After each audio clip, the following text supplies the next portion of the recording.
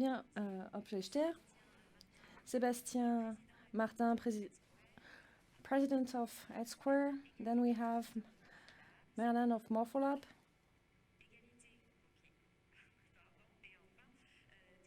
And then we have Dominique Pena with Kramer Levin. And I am Charlie Perrault. I am head of the startup at the ECHO.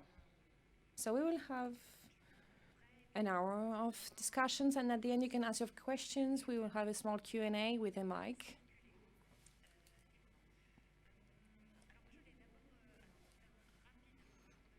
Quickly, I just wanted to go around the table for you to introduce yourself with 3 or 2 sentences maximum.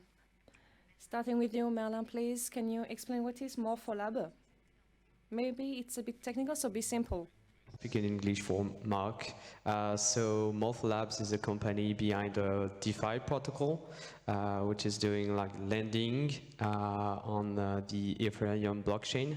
And Morpholabs built the third largest lending protocol out there with like $500 million on the protocol.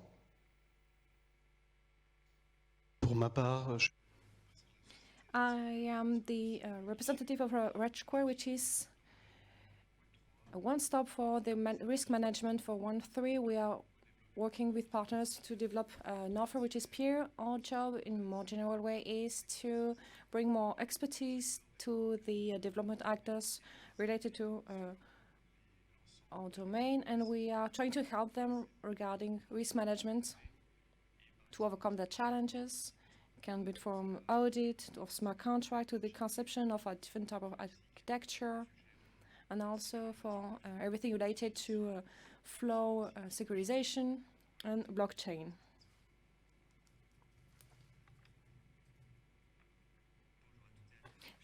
Good afternoon, everyone. So I am Fabien Aufrechter. As you know, I am in charge, vice president of Vivendi, which is a leader in Europe. It is a company that was created in the 19th century by Napoleon, and we really enjoyed a lot of innovation in the time. Today I'm in charge of blockchain. We are pretty ahead of our time because since the very beginning of the 20s, in 2015, we already invested in this type of media with Dailymotion, for example, with video, with the creation, with Avast, with Gameloft, for the gaming, also for the idea of ticketing. About the Dutch Blockchain Coalition. yes, thank you very much. My name is Mark van Staalduinen. Please call me Mark. My last name is not the easiest one internationally, I realized. The Dutch Blockchain Coalition is an ecosystem developer from the Netherlands, stimulating blockchain technologies, the adoption, find out the new use cases. And I'm in charge of the safety track. And within the safety track, we have a beautiful slide here. We identified 2 core pillars. To summarize it, to keep it short, we have security risks, as we all know, and a few colleagues already mentioned.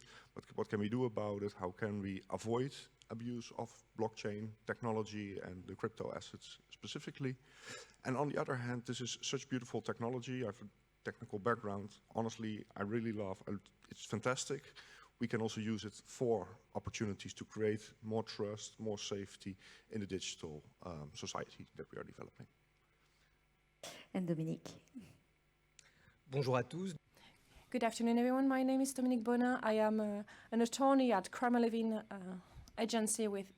At the beginning, it was an American one in New York, but we also present in Asia, in the United States, in Paris also, for the question of cyber criminality, which my everyday work. We also have a whole environment, and I could mention a task force in terms of cybersecurity with partners. That's it for me. Thank you very much. To ask my questions in English or in French. I'll just ask in English and you can answer in French or in English as you want. So the past few months have been marked by, different scandals, different failures in the crypto industry. Of course, the most famous one is FTX. Do you have, I don't know, more questions, more concerns from your customers, your partners, especially since FTX? Sébastien? Alors effectivement, Yes, indeed, there were a lot of cases this past few months. I would say that it put light on several faults in this ecosystem. But we still have good successes. Roughly, I would say that our clients are concerned about security. We can say that we have a legal framework which is very important for them. We also have the legal obligation that are established. And often the question is, how can we take into account in their operations? For example, we are talking about the resilience of the IT. What do we concretely mean? How can I do it in my operation? These are the kind of questions that our clients have. Understand how concretely they can implement the legal framework. Another thing is the challenges on how can they reinforce the security of their fund, for example, with the crypto, because it's a new reality, a financial reality. So it's especially the case for the corporate clients, which are within Web3, and they have these type of challenges, saying, okay, now I don't only have cash in euro, I also have crypto, so how can I secure this asset? And we can observe this is at the very beginning of the process, so this is what we are doing with our partners. Thank you, Fabien. Actually, the real big change of last October, not just for FTX, not for the different crises that we have experienced, and also with the crash of crypto, the big change was the raising awareness that was embodied, from my experience, through several nomination of directors of Web3 within different corporates in a few weeks. I was working in this ecosystem for years, and when in December we had dinners with Web3 corporate directors, and we were 20 and not just 3, it was a big change. So yeah, of course it is a double consequence for the bear market. It is in general where the companies will position them, saying, okay, we're going to work because we're here. But also with the different crack we had, for traditional crack and crypto crack. Also, the idea is that we always be crack, can be for traditional version or crypto. The question today is they're raising awareness of the companies realizing that they cannot just overview it. From my point of view, from Vivendi for the creative companies, it was a real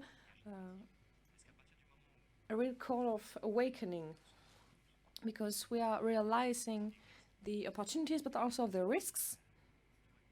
And sometimes Web3 could be a solution for the protection of content, for the value, and for the responsibility. FTX scandal or the other ones, but FTX is the most shiny one. Yeah, well, at least from my point of view, the response was limited on FTX. It was a huge collapse and people lost a lot of money. That was, of course, what was a pity for some people. But if you would have done your due diligence properly, you know this was not about entrepreneurship, but this was a hobby with too much money. But I would like to respond also on what the colleague said. These technologies, these Web3 technologies, have so much potential. And we have learned also, I think, over the last years, that every central solution is vulnerable in itself. Because if you take out the central database, the central entity, you're gone. Web3 provides you a whole range of decentralized technologies. And from my point of view, that is where the big game changer is. And that's what makes me understanding why there are so many more colleagues of you today in the room to join this development. At the same time, and just echoing what has been said, managing the risk in advance, not just wait till it's too late. And we really, and it's not something only for, let's say, Vivendi or for any company that's building on these technologies, their applications. We should way better understand the risks that are involved with these new products. And that is not something a single company can do. This is really, at least from my point of view, you also need a lot of research there. This is not something industry can do itself. We need to have universities, research institute experiment, break things, let things fail, and really learn quick how we can manage the risks such that we can have the potential of the innovation that is there.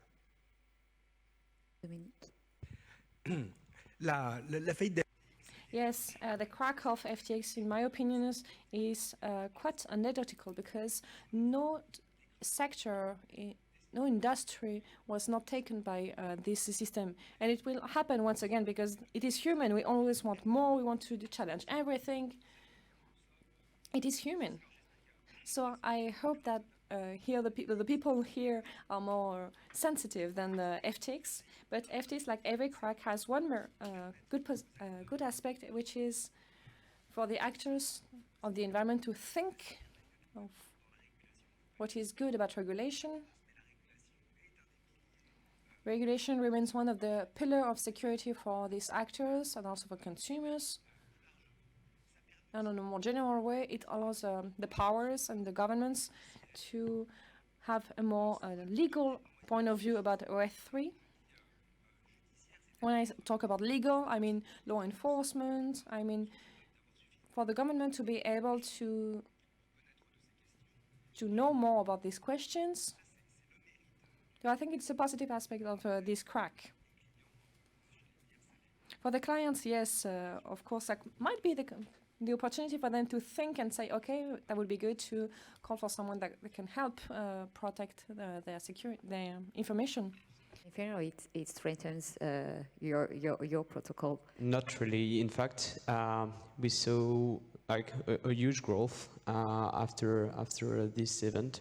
Why? I think it's because we shouldn't mix like crypto banks like FTX or Binance and like decentralized, transparent protocols that are deployed on the blockchain. So what we are building, and the thing is like on like FTX, users are not sovereign of their assets. They can't withdraw. They can't see where are their assets and what FTX is doing with their money. While if you take a protocol such as Morpho, Aave, or Uniswap, you can see directly on chain where your assets are doing, and you can verify, and everyone in the world can see and fact check that, and this is really powerful, and I think this is one of the things that makes like a decentralized finance something great. Is like you can for the first time have something that is truly open, and that's what we are fighting for. And users move their part of their money from those platforms to decentralized protocol at that time.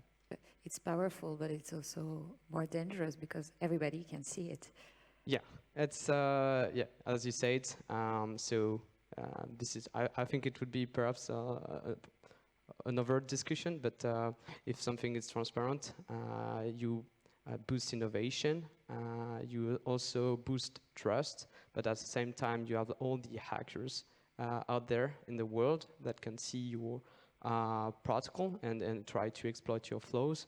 And so this is a huge topic for us. And we are like trying to make the protocol as safe as possible using audit, internal reviews, tests, etc. But perhaps we can develop that.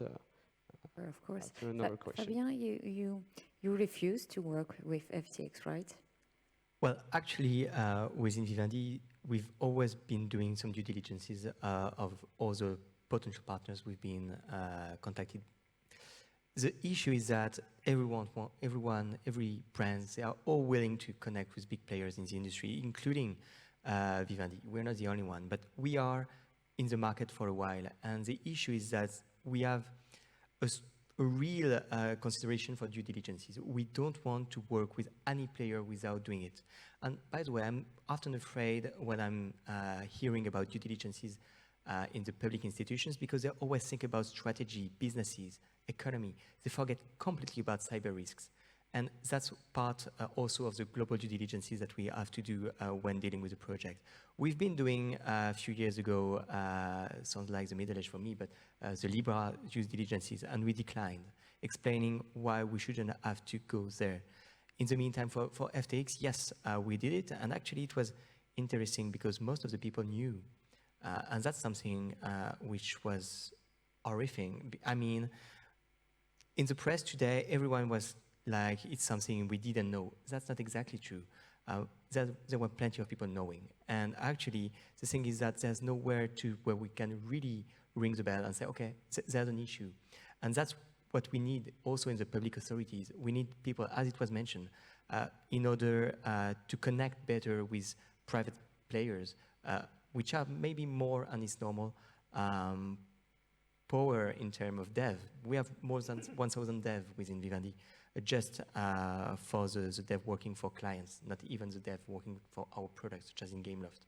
So I mean, it's normal. We have more people already playing in the Web3 scene. So it's how we're doing, capitalizing on the strong intelligence we have within the group in order to develop projects, but also to flag when there's some players that are not compliant with what we would like to follow as rules.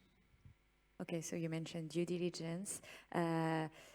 Maybe we're going to talk a bit about, all the process, all the due diligence that a company or a public entity has to do if they want to, to go into Web3. Sébastien, can you tell us a bit more about, the different processes and maybe, how you can implement like a solution safely? Sure. Usually it starts the following way. So the first step, of course, to understand the business and the activities of the company. I think it's really the starting point.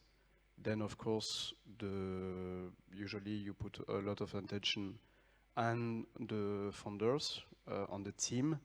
I think it's definitely a very big topic, especially in this ecosystem. It's, as also Dominique said, it's really also regulated. So the founders have to have a background understanding I would say the main regulations applying to the projects, and also integrity. It's also a very important point. Maybe also on other points, I think I would say technology is of course the condition on the tool that the projects use in order to build. Of course, the technical background, it's definitely also something needed. And here also we speak about transparency. Here I think it's also key to have a look also on the contributions, technical contributions, GitLab, etc., to check also what the contributions of these stakeholders to build. And that's also a very important topic. And then maybe there is also, I would say, the place of activities of the business, because also that's also a very big topic for us. It's like as the crypto, is worldwide. There is of course some exposure to some jurisdictions which are not, for example, so regulated or are blacklisted for this or these reasons by FATF and other organizations. Like also the European Commission has its own lists.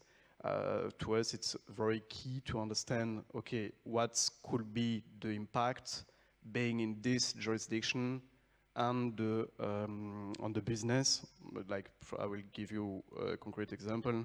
There might be some risk of corruption. There might be some risk of money laundering, terrorism financing. Also, as you know, we have a international crisis right now, and also we have very big topics on this. And I think again, it's very important that everybody plays their own role.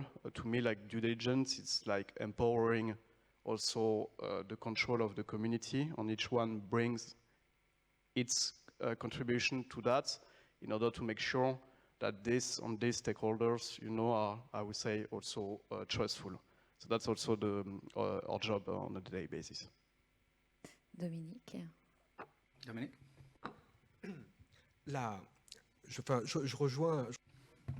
So I will build up on what Sébastien just said, and also Fabien, on the need of having a very precise vision on the target we will try to tackle. I'll work on litigations. I have partners that do work for M&A, and what you were saying is that in M&A they have to look into these aspects of a company, which was not the case in the past. And now it's in a new set in the kind of targets we monitor. So now our lawyers have to be in a relationship with experts, technicians, people with knowledge. That's why Web3 is interesting. It creates interactions. It creates new possibilities, and in the legal world we have new interactions between the public authorities and private stakeholders to investigate together, hand in hand. Practices, you know, when you work, because you work with a lot of people, so. Yeah, well, regarding the best practices, I think, Sebastian, you mentioned very well the process of due diligence, especially on blockchain, taking countermeasures, reviewing the smart contracts as well. I'm not sure whether we mentioned that properly, but for example, we all know Bitcoin as the proof of work, which is to some extent a terrible algorithm, but just burning energy. Can we go to better and more cheaper and more friendly, environmental friendly algorithms to calculate the blocks? And what is missing maybe a little bit from my end in this discussion, been with law enforcement for quite some time, for example in Interpol, and what we have seen over the last few years changing regarding the risks. Initially we always thought like crypto is abused by cyber criminals, which to some extent is of course true, and they developed very well, so they use now only the privacy coins, and they use Tether and other complicated technologies and mixers. So to some extent they are a little bit ahead, but what we have seen as well is that the last few years crypto has been used in every crime. So for example, large-scale drugs trade, when the police was doing the home searches, they couldn't find the cash anymore, and they could find Bitcoin wallets. And for very, very long, and I've been in law enforcement, people said, oh, this blockchain, this Bitcoins, criminal stays with cash. So also the awareness raising on that end has been a very, very long period, educating, raising the awareness, and now we do see the cases. And so the risks are there, and hope we can really learn from those risks. And I think most of the aspects that have been mentioned are very good practices to avoid risks. But we should also keep monitoring what goes wrong. And for example, last week I was in Brussels with some terrorist financing investigators, and then at some point the chairman asked, like, can't we stop with Bitcoin? And I was like, okay, you didn't really get the point of the discussion. It's not going away. Merlin, what do you do to keep your protocol safe and safer and safer? And maybe, I don't know, you can tell us how much you spend for that. Yeah, a lot. I'm joking, but so perhaps I can describe what we're doing at Morpho Labs in terms of security. And when Morpho is plugged into another protocol, so we have that form of due diligence to do on that protocol as well. So what we'll do is we'll read the smart contract, check if there's no flaws as well. We'll also check the governance, how the protocol is managed, how is it intended, and who has right for to change some parameters, etc. So we're looking first at that, and then after during all the development of the protocol, we'll do having like usual things like you can see in Web2, like testing. We're also doing formal verification, internal reviews and audits, and then after like external audits, so we did plenty of audits, like more than 15 audits on our side. And then after, you can also use bug bounties, etc. Once you have deployed or right before, and this is really useful. And also you have the monitoring aspect where even if it's deployed, you need to make sure that there are no weird transaction that with like a threat.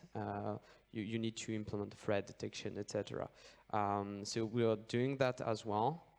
And but the whole pipeline is really costly for different reasons. The first is like there are not so many people out there. I mean, auditors, hackers that are able to understand what's happening, what's going on chain. It has like small attention by hackers overall in the world. So you have like a really few people that are really strong and great at like finding issues or and doing audits. So if you have like huge demand and like a really small offer, of course, it's really really expensive. So it can range from 100 to 200K for one audit. And we know that one audit is never enough to cover every issues. So you need to do 1, 2, multiple audits. So it can go really fast, and you of course you need to raise funds, etc. So like create a Web3 project. I mean, in DeFi is really costly. So you need to raise funds, or trigger like less well-known and less skilled audit companies, and this is where, I mean, it's your only option if you don't have much money, and this is where like hack is possible. It's where it's not enough tested and or audited, etc. And this is quite annoying, because if you have like plenty of hacks in Web3, then it's the whole ecosystem that is pointed out, and as you said, the code is open source, so it's less safe than like closed source code. But seeing Mark like no, but in theory, but I don't remember what I wanted to say, but so It's okay. We can go. I can just ask another question to Fabien if you want to think about your answer. No, it's okay. It's okay. And the thing is like because the code is, I mean, we are fighting for open source code, so we cannot say, okay, now we'll do closed source code. It's not possible. So it's your only option, and you need to make sure that everything is perfect, which is really hard. And what we want to see is like more and more hackers coming to the space, like white hat hackers, of course, coming to the space, learning what is a blockchain, like the security and security flows, the main ones, and how to exploit smart contract, and comes and either like build new tools to test protocols, either create an audit companies or join an existing one, or like participate in contests or bug bounty contests, and that's what we want to see in the coming years, just to help us doing better code, like safer, and to avoid like our users to be hacked. Yeah, that's it.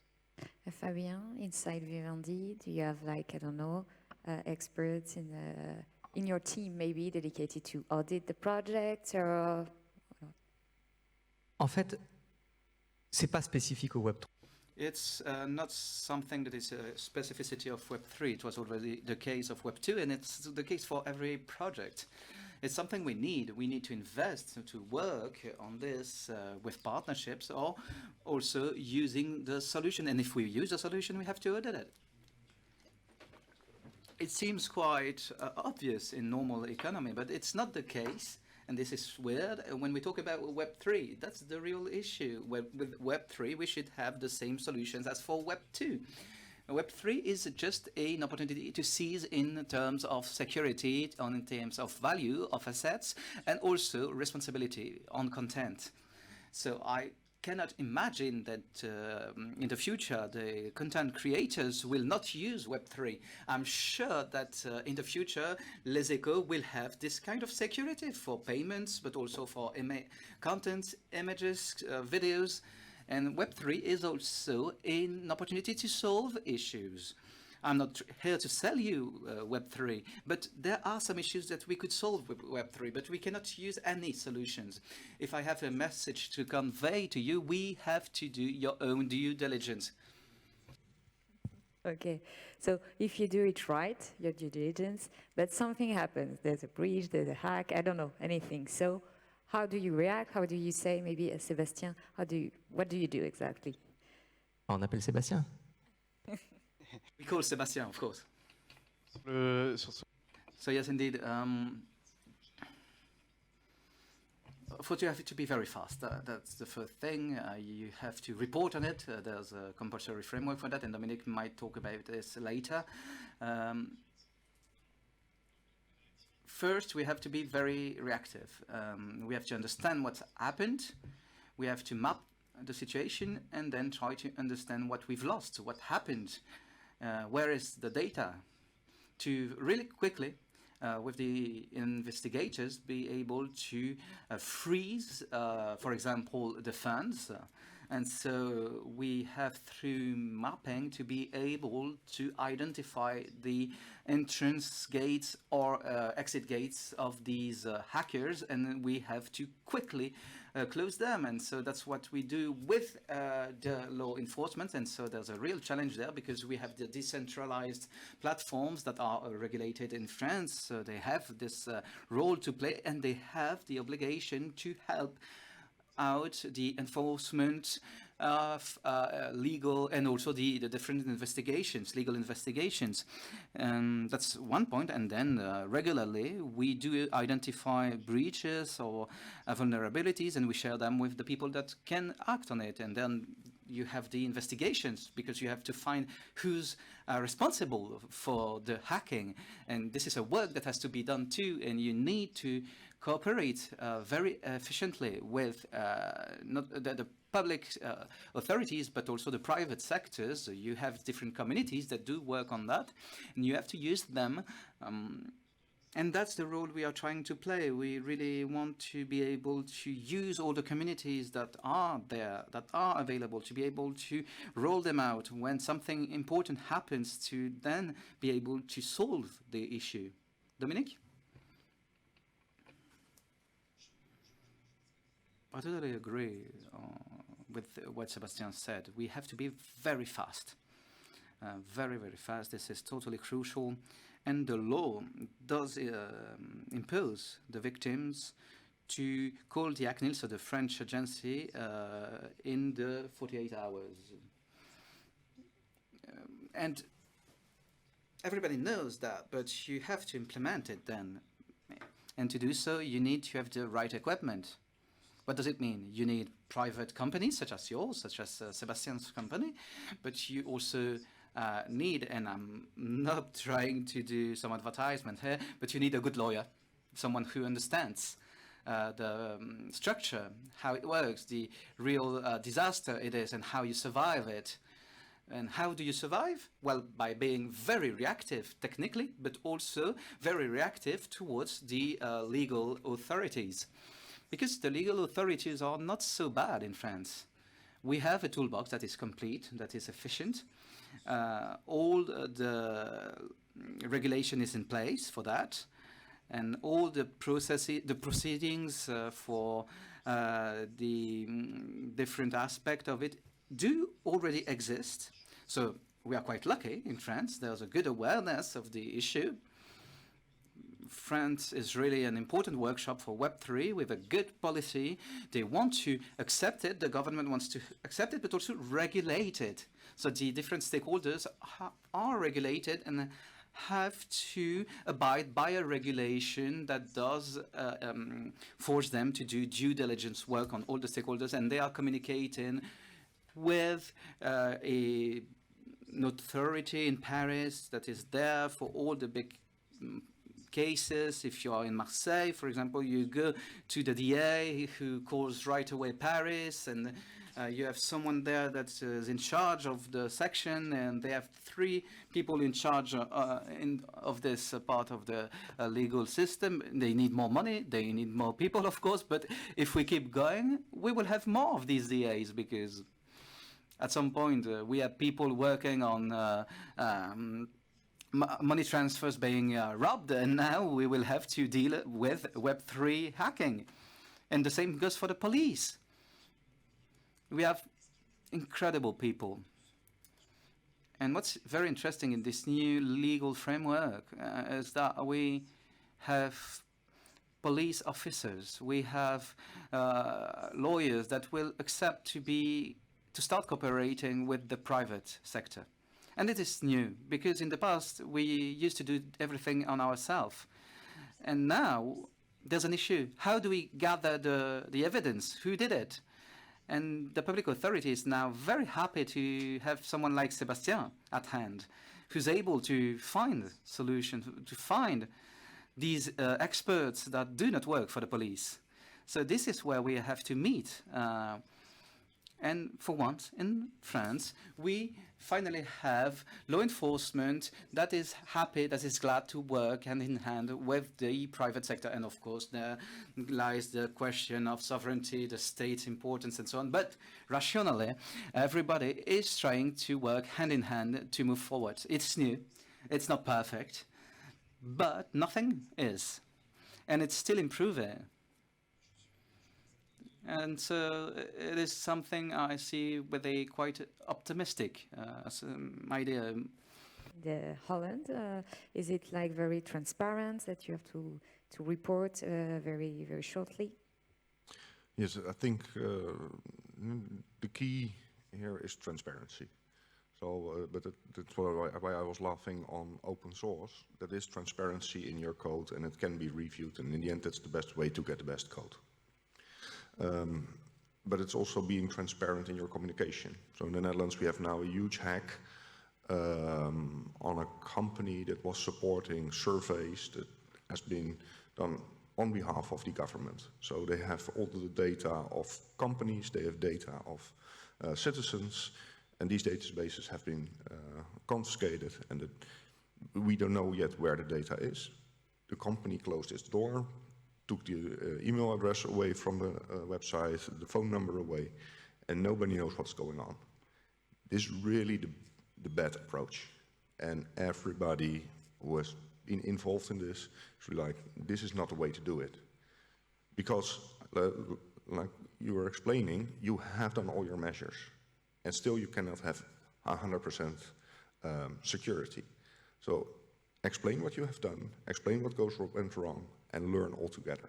And be transparent. And of course, there can be some legal reasons to say nothing. I think that's the Canadian owner of this company that is based in the Netherlands that causes them to say nothing. But transparency is the way forward.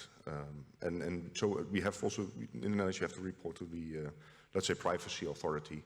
And I think it's within 24 hours or 48 hours, but you have to report if there is a data breach. And but furthermore, yeah, not so much to add. Act and don't look away. That's really... Okay. Merlin, have you ever experienced a hack or something like that? No, fortunately, no. Yeah, but I guess we are kind of prepared for that. We cannot be 100% prepared, of course.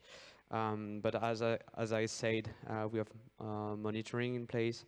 We also have good contacts. We are partnering with Genesis, which is like a really well-known company, which is like working after an exploit to track the exploiter and retrieve funds, and also contact like the authorities, the right authorities. Where on our side it's quite complex to have the good contact in every jurisdiction and every countries, because we don't know where the hacker is. So using that private company is really useful. But as always, I would say it's never enough.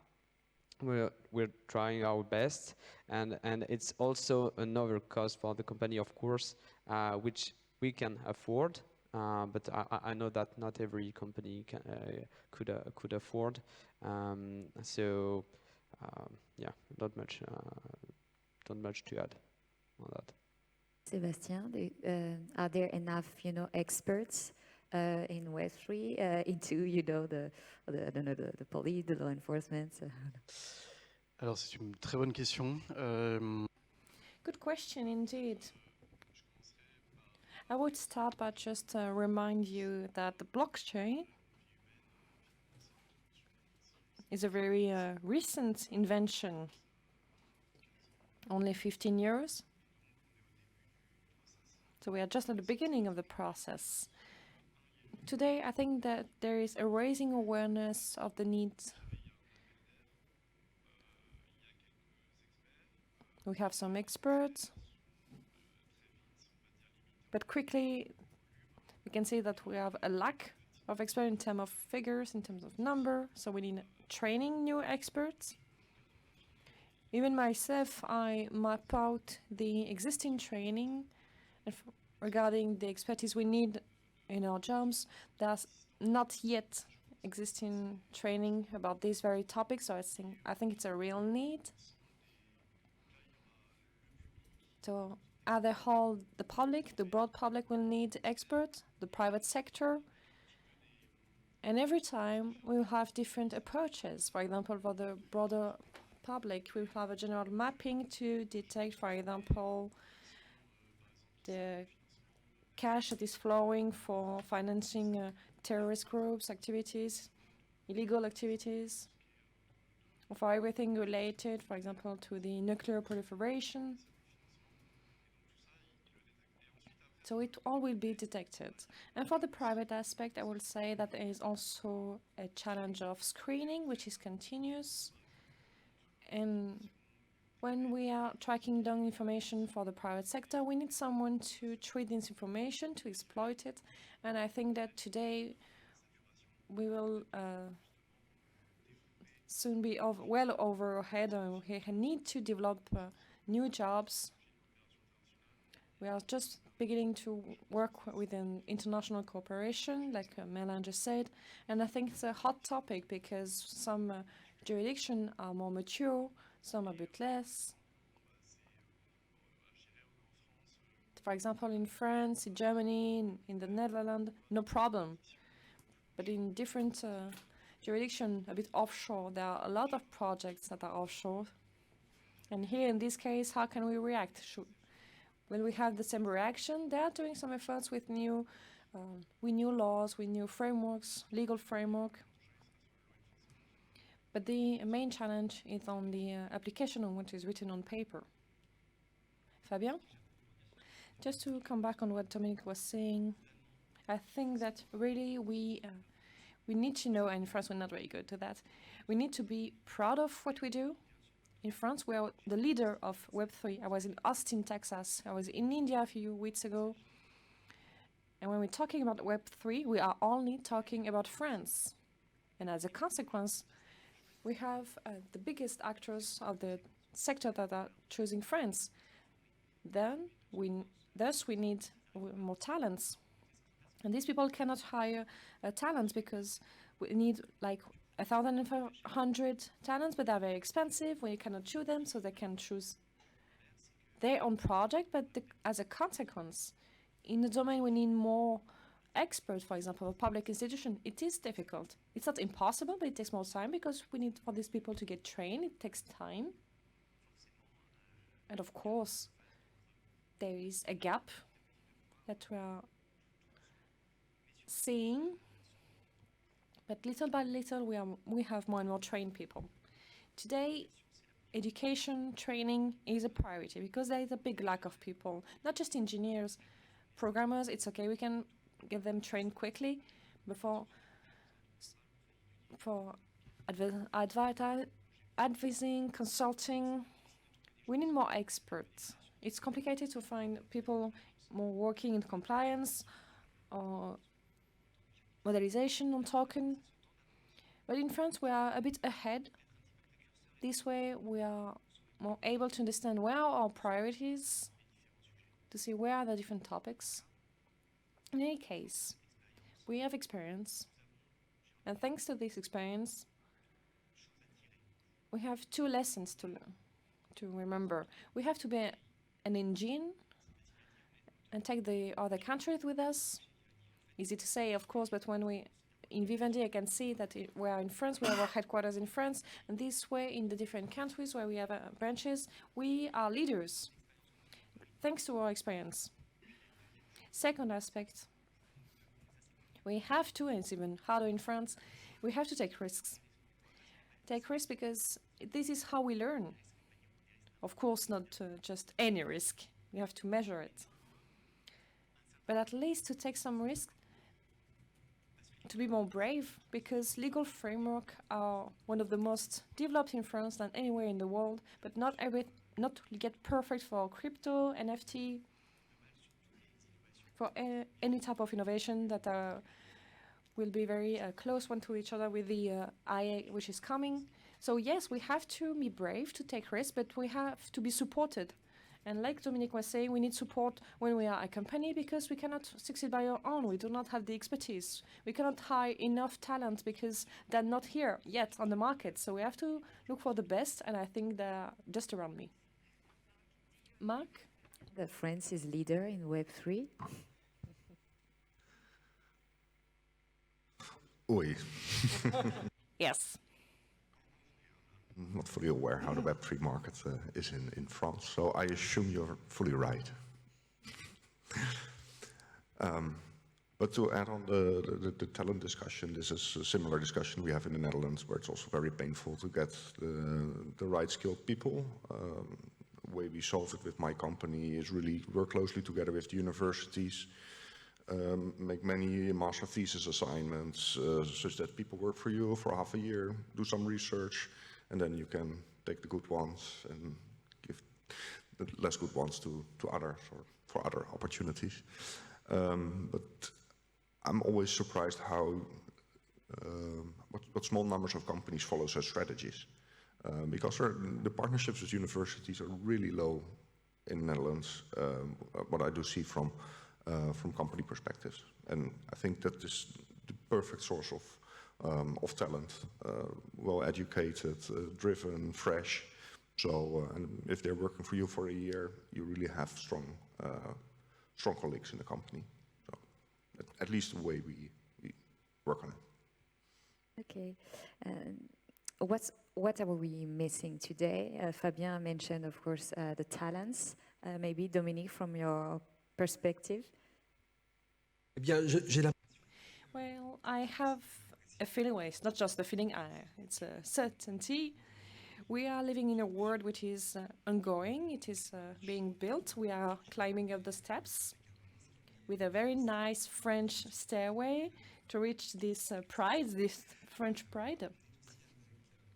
We are also with a legal framework that I try to represent here, which is very open, and we are trying to understand.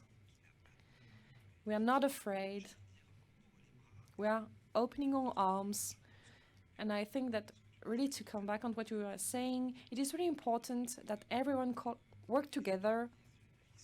Companies which are natural actors, of course, of this Web3 environment are not afraid to have communication, to see working with the people who can find this talent, these experts, to be able to step up and rise these steps in a very successful way. Sebastian? I would say that the stakes is very important. We have good basis in France and in Europe, but the challenge is still in the structural aspect of all the security actors in Web3. For us, it is a hot topic. We really work on it. And also, we are also leaders to create a league for the Web3 to federate all these stakeholders and see how we can roll out this creation of a network, sharing experience and expertise, but also how we can bring out standards, operational standards. A bit earlier, we were taking this example of, for example, there is a hack on one of the protocol. The idea would be to have the right process, which are already implemented, and to have applicable readings. I think it's important. As you were saying, Fabien, we are just at the beginning. We should not be afraid to take risks. We can also be brave enough to take this risk. If we have a good operation, this way it will be very smoothless. So yeah, I would say that our work is on risk management. It is a huge part of our work, of course, and everyone is free to bring their stone to the edifice. On our side, the lack of talent, where it's quite hard to find like the right profiles. It's not because you were in the Web2 ecosystem that you just learn like the new smart contract language, that you like a good software engineer in the blockchain space, because you have many things to learn about, like the flows, the past security incident and how they happened. So that's one thing. There's another thing. I think it's more about like more general about Europe. It's like if you need some funds to raise funds, it's really hard in Europe compared to the US, where US VCs are more knowledgeable in Web3, so they understand more what is a good project and what is a bad one. So it's a strong asset for them, and also they have more capital and more likely to put money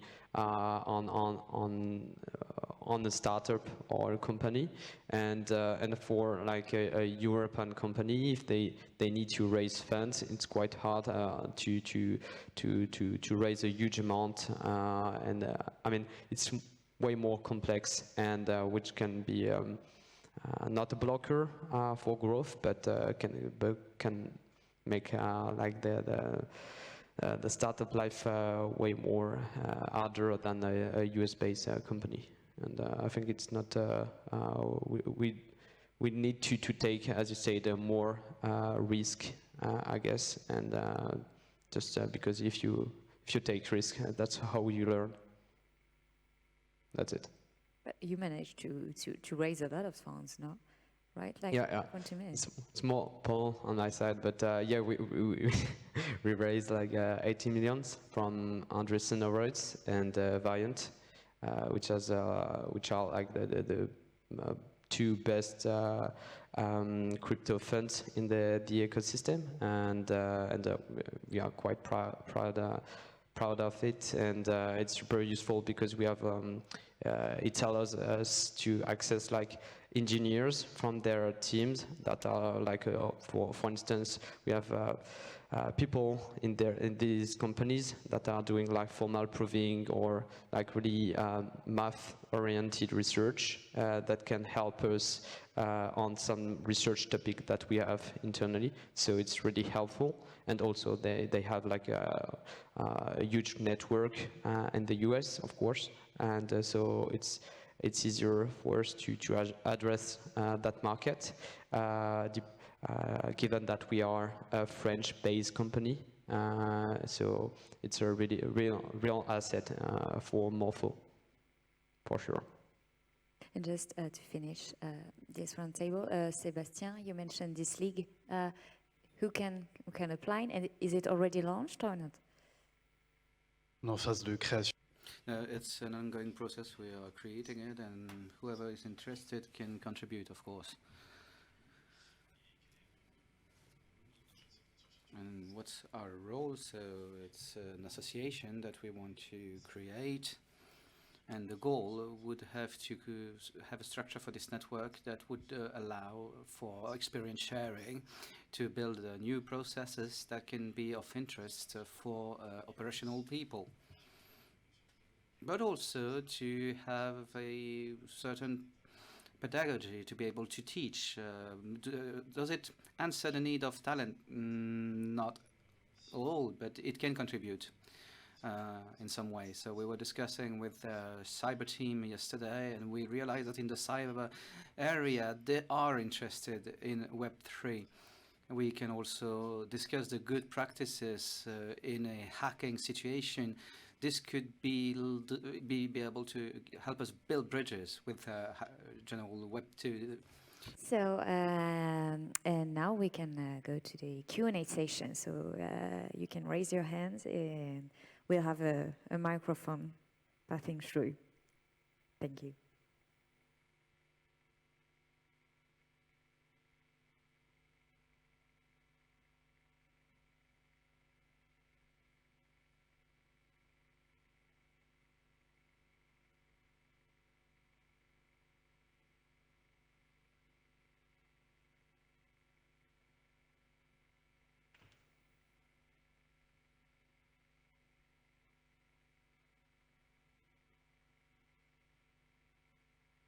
Okay, English. Okay. Just introduce myself. I work for Chainalysis, which is a blockchain, of course, company, and I was a former law enforcement, as my Dutch colleague. I worked for the French National Police for 14 years. This is my background. So when you spoke about a lack of talent, I totally agree, because I was hired by a private sector because I was like alone in the public sector.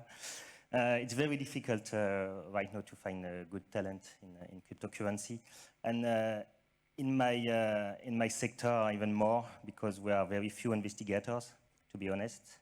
And I went a few times in Den Haag at Europol, and it's the same everywhere.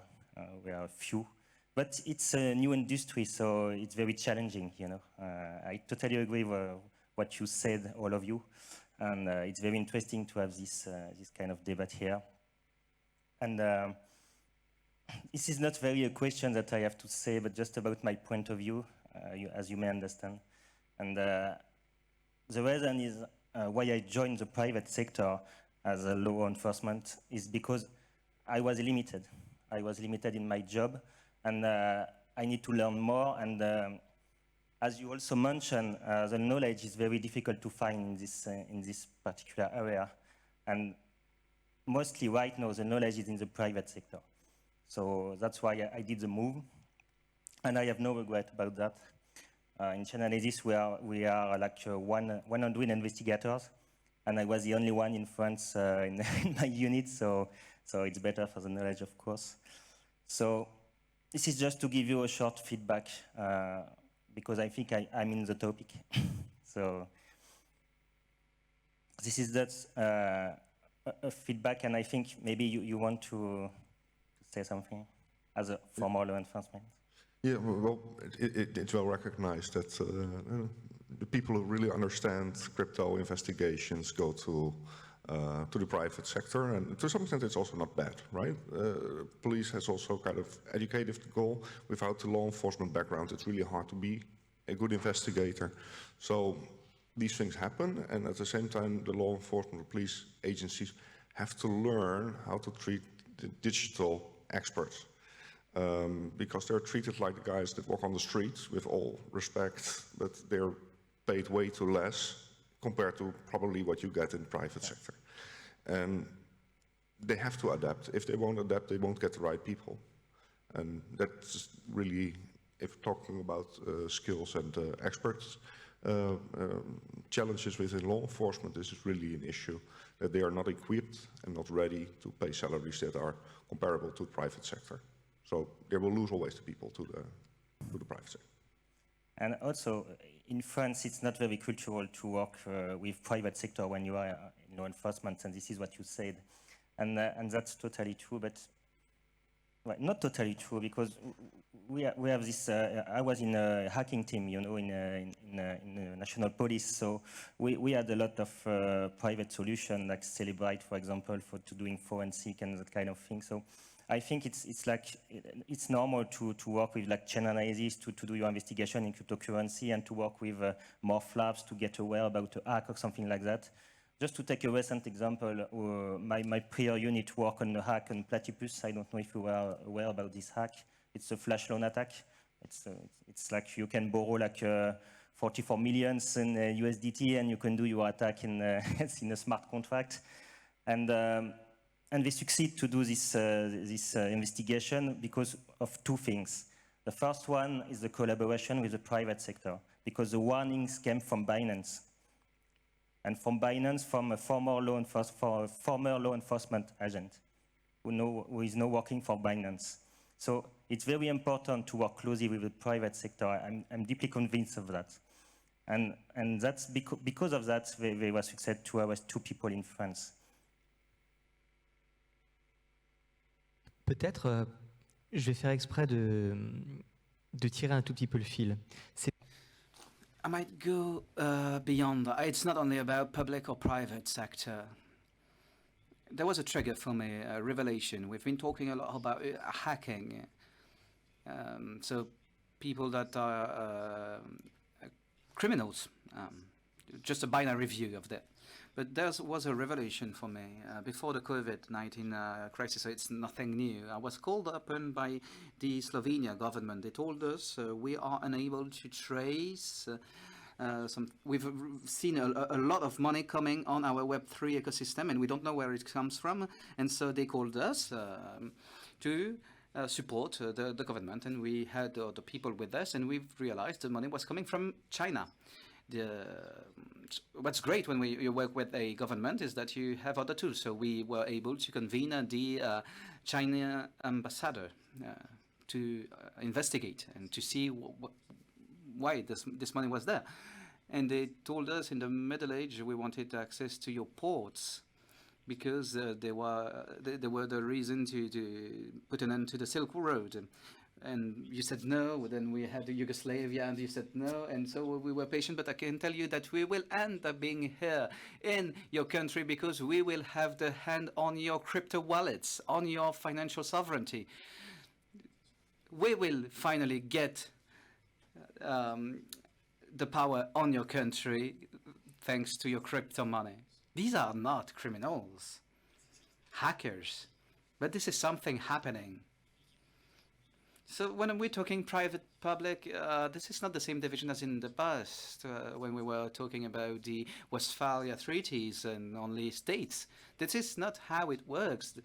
We are now talking about public relations rather than international relations, because we have other organizations that have been created. So things have evolved now, and companies have to take a stance on Web3 issues, because if they don't do so, in a few months or a few years, they will be old-fashioned. They won't be trendy anymore. But there are also new risks, new threats on business, on geopolitics. And I think they are underestimated. The risk linked to Web3 in geopolitics are major, and we need the help, the support of the private sectors, because this is not coming from the countries, the nations. We need the private sector to have a more overall overview, of the situation, and also accompany the citizens. I totally agree with you. If we are talking about states, there are some states, fraudulent states, that use cryptocurrencies to finance their military activities, such as North Korea. They hack cryptocurrencies to fund their military activities. So this goes beyond the usual criminal. but also sovereignty, of course. The question of sovereignty is real. My company has been working on this with at the state level because there are real challenges. And this goes, of course, beyond war against the bad ones, the criminals. No, this is now a new challenge. This is the challenge of cryptocurrencies. When we have decentralized finance, we don't have a trusted third party. So how do we deal with that? How do we deal with sovereignty? So we can have a country that has the control over your money. It makes things very complicated, and it goes beyond just the criminality that we deal with on a daily basis. But it's a very interesting debate. I agree. Another question?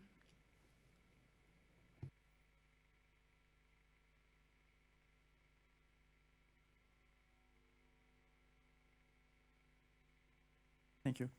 Geostrategy analyst here. A question about financing of countries under embargo. Do we have any numbers or statistics on the money movements? Can any one of you share some numbers?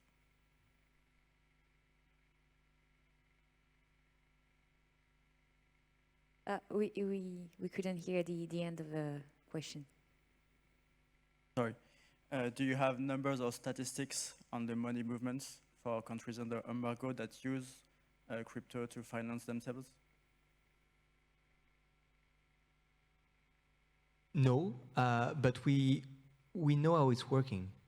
And it's interesting. And I guess the Russian case was interesting because everyone thought about, okay, they are going to dodge the embargo through the crypto, and that's it. And that's not it. First, because they were well prepared, really well prepared, and they even played on the speculation in the meantime of the embargo. And I think there's plenty of things to explain and to analyze in these kind of cases. You have the case also of Venezuela, which was different, for sure. But I mean, there's no global statistic. I don't think there are anyway. But I think it's much more complex than just criminality. It's more, I'd say, a way to rethink your value outside the nation of state, which is something which can be very annoying when it comes to Russia, but sometimes pretty positive when it comes to Venezuela, where the whole system is starting to face a crisis. So it's something which needs to be, again, analyzed. And I guess the next step is probably the opposite of the embargo. It's when states are using the tech in order to retarget the value. And I'm thinking of parachute money, for example, which is something starting to happen. And it's not science fiction.